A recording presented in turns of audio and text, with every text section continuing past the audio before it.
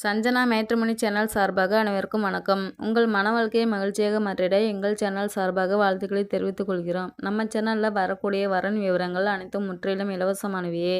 இது பெண் வீட்டாரின் முழுமன சம்மதத்தோடு தான் பதிவிடுகிறோம். இதில் மணமகள் புகைப்படமானது அவர்களின் பிரைவேசி காரணமாகவே மறைக்கப்பட்டுள்ளது. இப்போ தான் நம்ம சேனலில் ஃபஸ்ட் டைம் பார்க்குறவங்களா இருந்தால் சப்ஸ்கிரைப் பண்ணுங்கள், லைக் அண்ட் ஷேர் பண்ணுங்கள். உங்களுடைய கருத்துக்கள் எதுவாக இருந்தாலும் மறக்காமல் கமெண்ட் பாக்ஸில் கமெண்ட் பண்ணுங்கள். இந்த சேவை முற்றிலும் முழுக்க இலவசமானவையே. சரி வாங்க, இன்றைக்கி இருக்கக்கூடிய சில வரன் விவரங்களை பற்றி பார்க்கலாம். மணமகள் பேர் பார்த்தீங்கன்னா நித்யா. இவங்களோட வயதுன்னு பார்த்தீங்கன்னா 42 வயதாகுது. இவங்களோட ஜாதின்னு பார்த்தீங்கன்னா இந்து சமூகத்தில் விஸ்வகர்மா உட்பிரிவை சேர்ந்தவங்கன்னு சொல்லியிருக்கிறாங்க. இவங்களுடைய ராசின்னு பார்த்தீங்கன்னா கடக ராசி, ஆயுள் நட்சத்திரத்தை சேர்ந்தவங்கன்னு சொல்லியிருக்கிறாங்க. இவங்களுடைய கல்வி தகுதின்னு பார்த்தீங்கன்னா பிகாம் வரை முடிச்சுட்டு ஒரு கவர்மெண்ட் ஜாப்பில் ஒர்க் பண்ணிகிட்டு இருக்கிறதாகவும் சொல்லியிருக்கிறாங்க. இவங்களுக்கு மாதம்னா நல்ல ஒரு வருமானம் வரதாகவும் சொல்லியிருக்காங்க. மாதம் வருமானமே 60,000 வருமானம் வரதாகவும் சொல்லியிருக்கிறாங்க. இவங்களுடைய திருமண நிலைன்னு பார்த்திங்கன்னா 2ஆம் திருமணத்துக்கு தான் சம்மந்தமாக தெரிவிச்சிருக்காங்க. இவங்களுடைய முதல் திருமணத்தில் கணவர் கூட சில கருத்து வேறுகாரணமாக கணவர் பிரிஞ்சிடுறதாகவும் சொல்லியிருக்கிறாங்க. சட்ட ரீதியாக டிவோர்ஸ் வாங்கிடுறதாகவும் சொல்லியிருக்கிறாங்க. இவங்களுக்கு வசதின்னு பார்த்திங்கன்னா வீடு வசதி, அடுக்குமாடி கட்டடம்லாம் இருக்கிறதா சொல்லியிருக்காங்க. வீட்டுக்கு இவங்க 2 பொண்ணு இருக்கிறதா சொல்லியிருக்காங்க.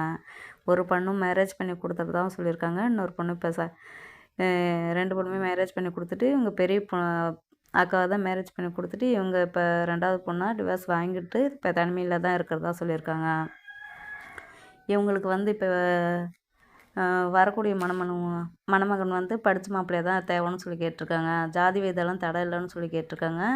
இவங்க நல்லா வசதியாக லக்ஸரியான ஃபேமிலியாக வாழ்ந்துட்டுருக்கதா சொல்லியிருக்காங்க. இவங்க காடு பார்த்திங்கன்னா ஒரு 35 ஏக்கர் காடு வச்சுருக்கதா சொல்லியிருக்காங்க. இவங்க லேண்டு வாங்கி போட்டிருக்கதா சொல்லியிருக்காங்க. இவங்களுக்கு பூர்வீக சொத்துன்னு நிறையா இருக்கிறதா சொல்லியிருக்காங்க. இவங்க கிட்டத்தட்ட கோல்டுன்னு பார்த்திங்கன்னா இவங்களுக்கு தனியாக சேர்த்து வச்சதே 75 பவுன் பக்கமாக வச்சுருக்கிறதா சொல்லியிருக்காங்க. தனக்கு வரக்கூடிய கணவருக்கு வீட்டோட மாப்பிள்ளையாக வந்துட்டால் போதுன்ட்டு சில எதிர்பார்ப்போடு இருக்கிறதா சொல்லியிருக்காங்க. இவங்களுக்கு ஃப்ரான்ஸ் மூலியமாகவும் தனக்கு வரக்கூடிய மணமகனுக்கு ஹெல்ப் பண்ணி தரதாகவும் சொல்லியிருக்கிறாங்க.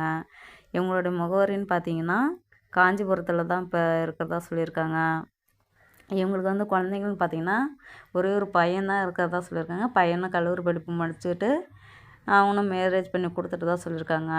வீட்டில் இப்போ இவங்க தனியாக தான் இருக்கிறதா சொல்லியிருக்காங்க. தனக்குன்னு ஒரு துணை தேவை அப்படின்றதுக்காக மறுதிருமணத்துக்கு சம்மந்தமாக தெரிவிச்சிருக்காங்க.